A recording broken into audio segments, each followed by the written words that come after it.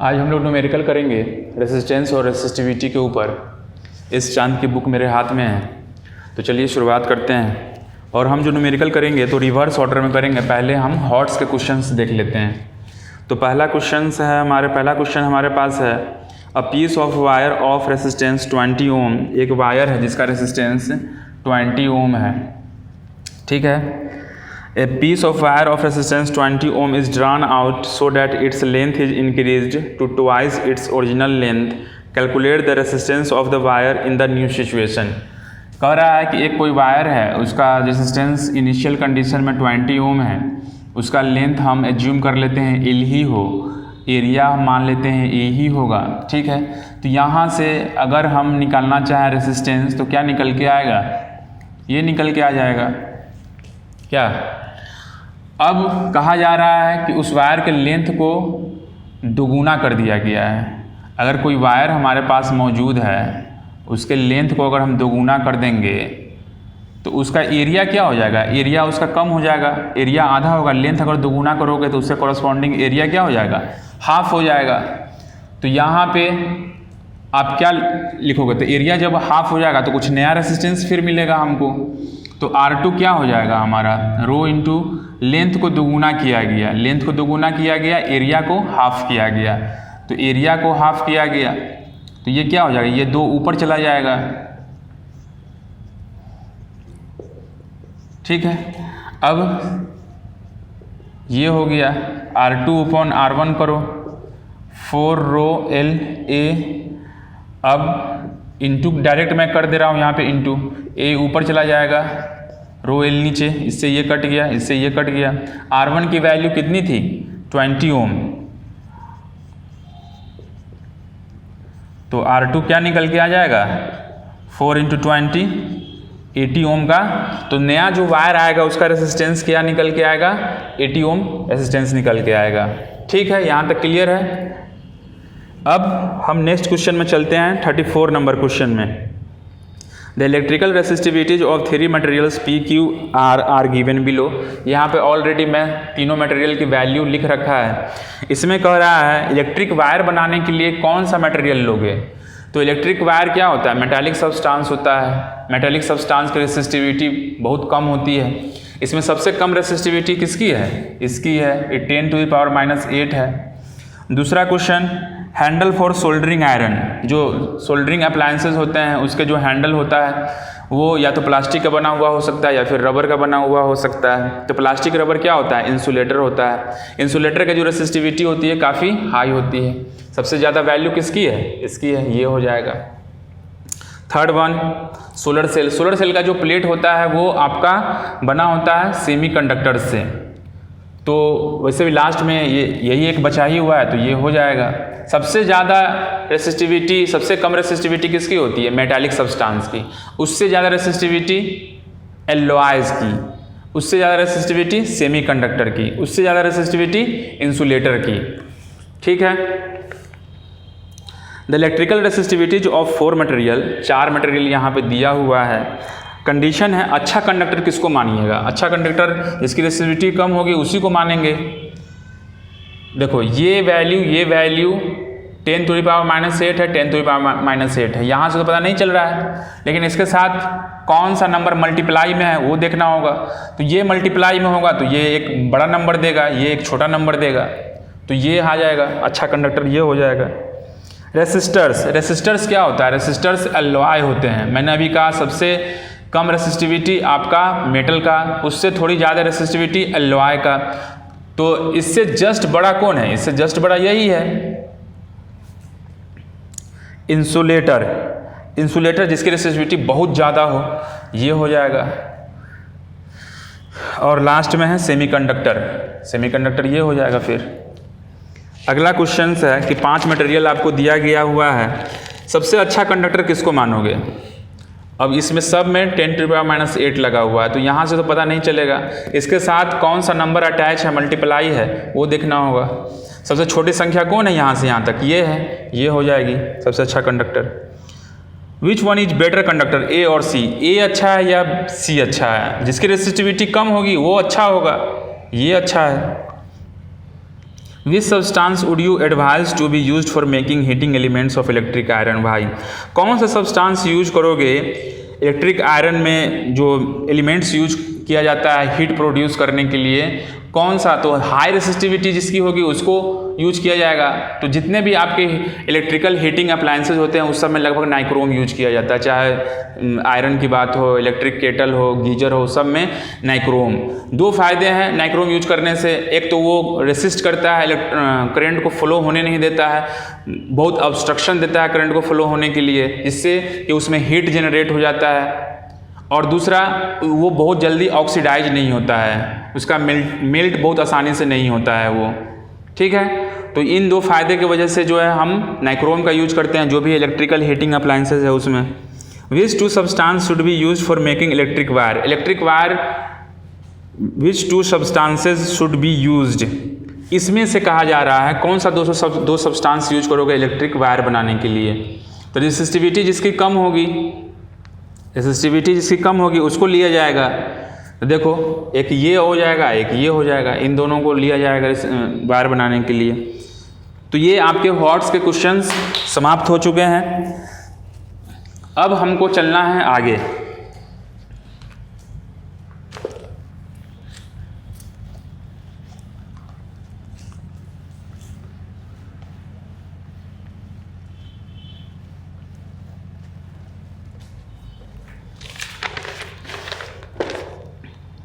The resistance of a wire of length 300 meter and cross section area 1 millimeter square। Multiple choice question है, question number 25 है। The resistance of a wire of length 300 meter, cross section area 1 millimeter square, made of material of resistivity is also given। अब हमको पता करना है resistance. Resistivity 1 × 10⁻⁷ दिया हुआ है, L 300 metre, area 1 millimetre square. इस मिलीमीटर स्क्वायर को तुमको मीटर स्क्वायर में बदलना होगा। तो 1 मिलीमीटर स्क्वायर यानी 1 का स्क्वायर करोगे, तो 1 का स्क्वायर करोगे इसका मतलब क्या, 1 × 1 करोगे तो इस एक को मीटर में बदलो 1000 से, इस एक को मीटर में बदलो 1000 से, मिलीमीटर को मीटर में बदलने के लिए 1000 से डिवाइड करना पड़ता है। ठीक है, तो हम इकट्ठे लिख सकते हैं इसको 1 2 3 4 5 6 10⁶ लिख सकते हैं डायरेक्ट। ठीक है, उसके बाद ये क्या हो जाएगा, ये आपका ऊपर चला जाएगा 10⁶ हो जाएगा। ये आपका 300, ये बेस सेम है तो उसको ऊपर जब प्लस माइनस करेंगे 10⁻⁻1 आ जाएगा। इसको और क्या लिख सकते हैं, इस तरह से लिख सकते हैं, ये इसको जब ऑपरेट करेंगे तो ये क्या हो जाएगा 30 ओम आ जाएगा आंसर। ठीक है, आगे बढ़ते हैं।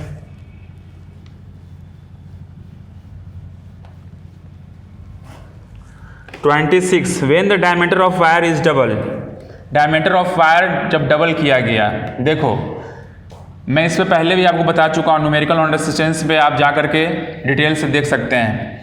अगर किसी वायर का रेसिस्टेंस, अगर रेसिस्टेंस एरिया के बीच हमको रिलेशन एस्टेब्लिश करना है, तो अगर हम बोलें कि रेसिस्टेंस दोगुना कर दिया जाएगा तो एरिया क्या हो जाएगा, हाफ। रेसिस्टेंस अगर थ्राइस कर दिया जाएगा तो एरिया 1/3। रेसिस्टेंस अगर हाफ कर दिया जाएगा तो एरिया दोगुना हो जाएगा।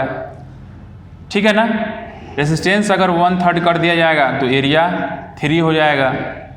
कैसे हो रहा है वो आप देख रहे हैं। अगर objective question, multiple choice questions पूछा जाता है तो आप यहाँ से इस ट्रिक को कैरी कर सकते हैं। और अगर सब्जेक्टिव इसको एक्सप्लेन करने के लिए बोला जाए तो मैंने वीडियो ऑलरेडी बनाया हुआ है इस पर, न्यूमेरिकल ऑन रेसिस्टेंस, वहाँ से जाके आप हेल्प ले सकते हैं। अब है कि रेसिस्टेंस, डायमीटर और रेसिस्टेंस के बीच रिलेशन एस्टैब्लिश करना अगर हो, डायमीटर और रेसिस्टेंस के बीच, तो किसी भी जो रेसिस्टेंस होता है अगर डायमीटर और रेसिस्टेंस के बीच रिलेशन एस्टैब्लिश करना होगा तो हम क्या बोल सकते हैं, resistance of wire is inversely proportional to the square its diameter. किसी भी वायर का रेसिस्टेंस जो होता है वो इनवर्सली प्रोपोर्शनल होता है डायमीटर के। लेकिन स्क्वायर के टर्म में, तो हम क्या बोल सकते हैं, अगर डायमीटर को दोगुना करोगे, डायमीटर अगर दोगुना कर रहे हो, उसका जो है एरिया बढ़ा रहे हो, तो ये इन्वर्स बढ़ेगा, तो 2 दूना 4, स्क्वायर बढ़ेगा लेकिन इन्वर्स में, तो 2 दूना 4। अगर डायमीटर को हम 3 टाइम्स बढ़ा दें तो उसका रेसिस्टेंस क्या हो जाएगा, 19 हो जाएगा। इसी तरह से हम ये सोचें कि अगर डायमीटर को हाफ कर दें, डायमीटर को अगर हाफ कर देंगे तो ये क्या हो जाएगा, 2 दूना 4 हो जाएगा, रेसिस्टेंस 4 गुना बढ़ जाएगा। डायमीटर को अगर 1/3 कर देंगे तो रेसिस्टेंस क्या हो जाएगा, 9 हो जाएगा आपका, ठीक है। उसी तरह से अगर हम सोचें रेसिस्टेंस को अगर हम दोगुना कर दें, रेसिस्टेंस को दोगुना कर दें तो डायमीटर क्या हो जाएगा, डायमीटर आपका, नहीं ऐसे सोचो, रेसिस्टेंस को अगर 4 गुना कर देते हैं, रेसिस्टेंस को अगर 4 गुना कर देते हैं तो इसका स्क्वायर रूट क्या निकल के आएगा, 2, लेकिन इन्वर्स में बढ़ना है तो 1/2। रेसिस्टेंस को अगर 9 गुना कर देते हैं तो इसका स्क्वायर रूट क्या हो जाएगा, 3, तो जो डायमीटर निकल के आएगा वो 1/3 हो जाएगा। 16 रहेगा तो क्या हो जाएगा, 1/4 हो जाएगा, है कि नहीं। अगर डायमीटर को हम 4 टाइम्स बढ़ाते हैं, डायमीटर को अगर 4 टाइम्स बढ़ाते हैं तो रेसिस्टेंस क्या हो जाएगा, 4 चौका 16, 1/16 टाइम्स हो जाएगा। तो यहाँ से इस तरह से, इस ट्रिक से आप जो है कर सकते हैं, और इन सब का अगर एक्सप्लेनेशन पूछता है तो वो भी आप कर सकते हैं। मैं ऑलरेडी बता चुका हूँ न्यूमेरिकल ऑन रेसिस्टेंस पे, समझ में आया। तो when the diameter of wire is double, diameter double करोगे तो रेसिस्टेंस क्या हो जाएगा, 1/4 हो जाएगा, ठीक है, डी ऑप्शन हो जाएगा आपका। If the resistance of certain copper wire is 1 ohm then the resistance of similar nichrome wire. अगर किसी कॉपर वायर का रेसिस्टेंस 1 ओम है, देखो इसमें कुछ करना नहीं है, रेसिस्टिविटी दोनों का पता करो, कॉपर की रेसिस्टिविटी कितनी है और तुम्हारा आयरन की रेसिस्टिविटी कितनी है, ठीक है। तुमको अब उसमें डिवाइड करना पड़ेगा, जो स्मॉलर क्वांटिटी होगा उससे तुमको लार्जर क्वांटिटी में डिवाइड करना पड़ेगा, जो निकल के आएगा वही हो जाएगा, ठीक है। 27 नंबर क्वेश्चन बन जाएगा। If the diameter of resistance wire is half, diameter अगर आधा करेंगे तो रेसिस्टेंस पे क्या फर्क पड़ेगा। If the diameter of resistance wire is halved then its resistance become 4 times, then its resistance becomes 4 times. तो इसका आंसर आपका क्या हो जाएगा, ए। 28 का जो आंसर आएगा वो ए आएगा।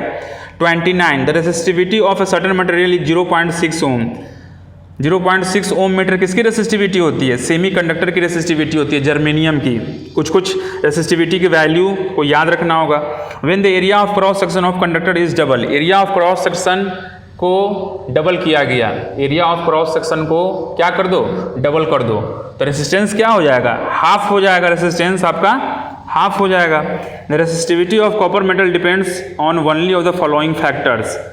कॉपर मेटल की रेसिस्टिविटी किन चीज़ों पे डिपेंड करेगी, लेंथ पे, थिकनेस पे, टेम्परेचर पे, एरिया ऑफ क्रॉस सेक्शन पे। तो इसमें सी होना चाहिए, टेम्परेचर पे डिपेंड करेगी। Resistivity of copper metal depends, resistance की अगर बात होती कि रेसिस्टेंस, कॉपर मेटल का रेसिस्टेंस किन चीज़ों पे डिपेंड करेगा, तो लेंथ भी हो जाता है, थिकनेस भी हो जाता है, टेम्परेचर भी हो जाता है, एरिया ऑफ क्रॉस सेक्शन भी हो जाता है। लेकिन यहाँ पे सिर्फ रेसिस्टिविटी है, और रेसिस्टिविटी किन चीज़ों पे डिपेंड करती है, टेम्परेचर पे और नेचर ऑफ मटेरियल पे। तो यहाँ पे सी आंसर होना चाहिए।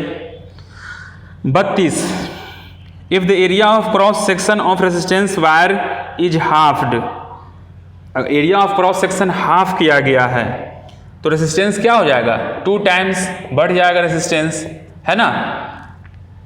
तो इस हिसाब से आपको डील करना पड़ेगा चीज़ों को, ठीक है। क्लियर है यहाँ तक, ठीक है।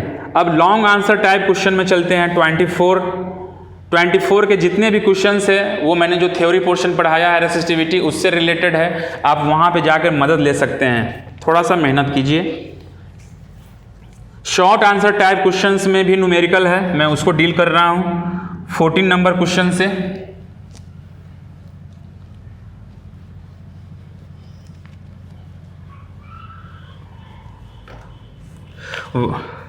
What do you understand by the resistivity, वो आप देख लीजिएगा। 14 का B, a wire is 1 metre long, length of wire कितना है 1 मीटर है, डायमीटर दिया हुआ है 0.2 मिलीमीटर, इसको रेडियस में बदलना होगा तो रेडियस d/2 रेडियस निकल के आ जाएगा तो 0.1 मिलीमीटर। रेसिस्टेंस आपका दिया हुआ है 10 ohm. Calculate the resistivity of material. Resistivity R equals to rho into L upon A होता है। रेसिस्टेंस क्या हो जाएगा, रेसिस्टेंस आपका 10 दिया हुआ है, रेसिस्टिविटी पता करना है, L 1 मीटर है। एरिया आपका क्या होता है πr² होता है एरिया आपका। यहाँ पे दिया हुआ है डायमीटर, पाई की वैल्यू 22/7, डायमीटर यहाँ पे दिया हुआ है तो उसको रेडियस के टर्म में लाएंगे तो रेडियस ये हुआ 0.1 मिलीमीटर का स्क्वायर करो πr², इसका स्क्वायर करोगे तो ये क्या हो जाएगा 0.1 इंटू 0.1। अब दोनों 0.1 को बदलो मीटर में लाने के लिए, मिलीमीटर को मीटर में लाने के लिए 1000 से मल्टीप्लाई, इसको मिलीमीटर में लाने के लिए 1000 से डिवाइड करना पड़ेगा। अब इसको हटाओ, इसको हटाओ, ठीक है, यहाँ तक कोई मसला नहीं होना चाहिए। 10 रो इंटू 1 20, ये आपका हो जाएगा 3 3 6 2 8 10⁸, ठीक है 10।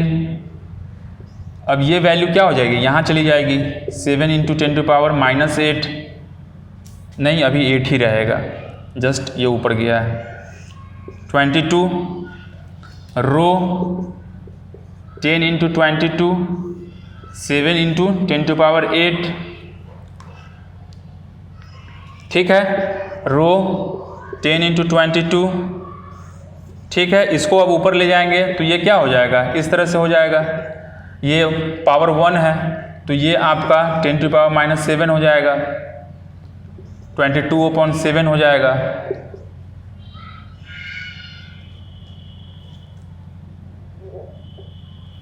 इसका आंसर कितना है 14 का बी का आंसर 31.4 इंटू 10⁻⁸। अगर आपको -8 के टर्म में लाना है तो आप यहाँ से कर लो, -8 ये आ जाएगा 31.4 आ जाएगा, ये यहाँ से आप कर सकते हो ओम मीटर, ठीक है। Next question,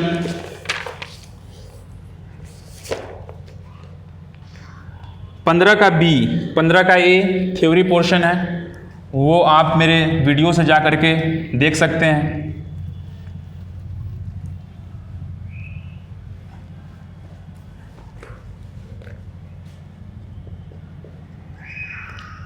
What will be the resistance of a metal wire of length? Length दिया हुआ है 2 मीटर, ठीक है। एरिया ऑफ क्रॉस सेक्शन आपको दिया हुआ है 1.55 इंटू 10⁻⁻6 मीटर स्क्वायर। रेसिस्टिविटी दिया हुआ है 2.8 इंटू 10⁻⁻8 ओम मीटर। पूछ क्या रहा है, रेसिस्टेंस पूछ रहा है। रेसिस्टेंस क्या हो जाएगा, रो इंटू एल अपॉन ए, 2.8 इंटू 10⁻⁸, लेंथ आपका 1.55 इंटू 10⁻⁻6, एरिया आपका, लेंथ आपका 2 मीटर दिया हुआ है, एरिया दिया हुआ है 1.55 इंटू 10⁻⁻6, ठीक है। अब इसको ऊपर ले जाओ, 2.8 इंटू 10⁻⁸ इंटू 2, इसको ऊपर ले जाएंगे, ये हो जाएगा 1.55, ठीक है। इसको हम इससे ये उड़ा सकते हैं, यहाँ पे 0 है,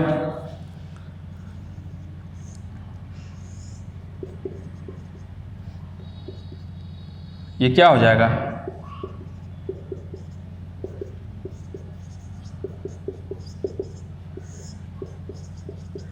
ठीक है। इसको आप कैलकुलेट कर लेंगे, वही आंसर आ जाएगा आपका 0.036 है, आ जाएगा। आप कैलकुलेट करेंगे इसको, चूंकि ये नीचे आने वाला है, 2 0 नीचे आने वाला है, तो उतना आंसर आपका आ जाएगा।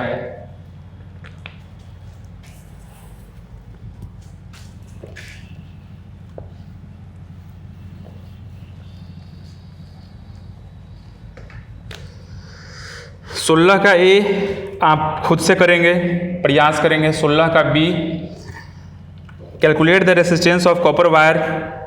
लेंथ 1 किलोमीटर दिया हुआ है, इसको मीटर में बदलोगे तो 1000 मीटर हो जाएगा। उसके बाद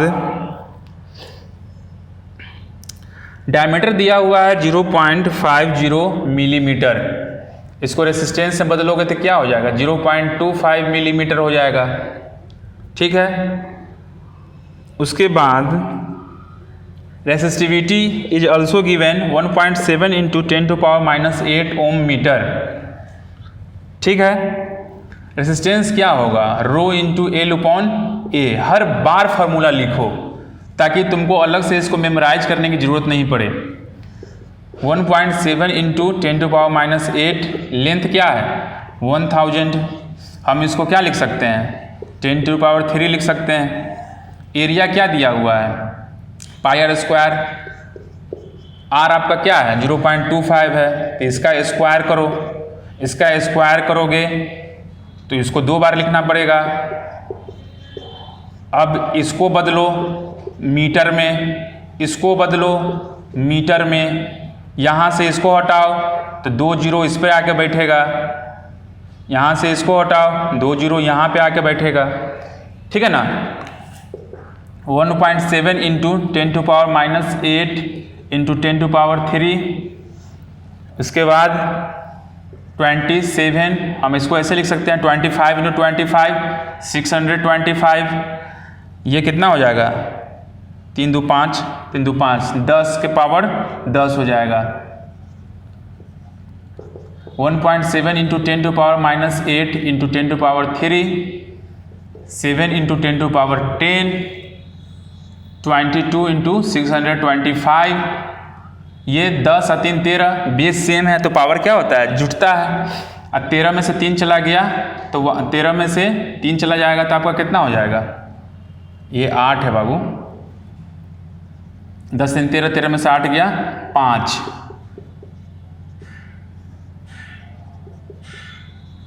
ठीक है। यहाँ से हम जो भी आपका आंसर आएगा यहाँ से आप कैलकुलेट कर सकते हैं। इसको और आप सिंपल करना चाहें तो और सिंपल भी किया जा सकता है। यहाँ से आप आगे कीजिएगा, आपका आंसर सेम आ जाएगा। रेजिस्टेंस है तो इसका यूनिट ओम लगा देंगे। That's it.